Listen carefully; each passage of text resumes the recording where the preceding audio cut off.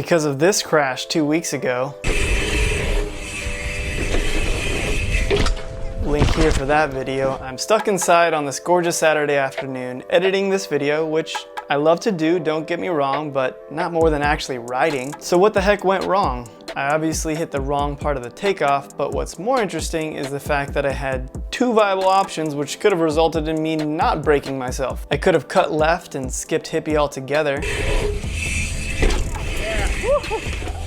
Hippie is the name of the last jump on mainline at MKM Dirt Jumps, or I could have adjusted my line to the right and saved it.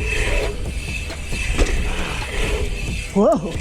But having only a split second to make that decision, I instead continued on the trajectory I was on, requiring me to ditch the bike and land with most of my weight on my left leg, at a minimum spraining my knee.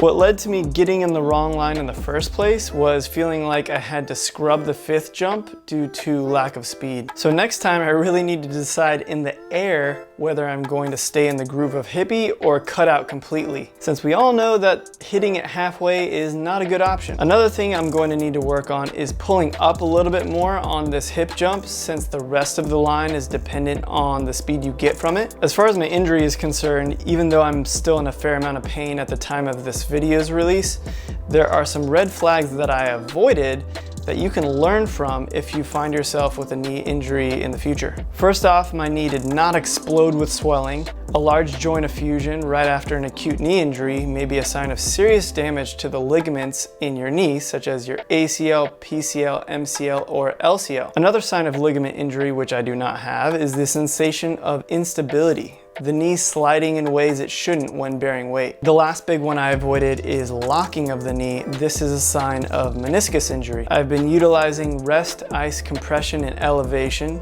Just remember the acronym RICE, which is a great start for treating most musculoskeletal injuries. In summary, definitely come and see me or another doctor if you have lots of swelling, instability, or locking of your knee. I will link my office info in the description below for anyone who needs medical care. That is it for this one. Don't be like me and instead stay healthy, everyone. Mind, body, and spirit, and I will see you in the next one.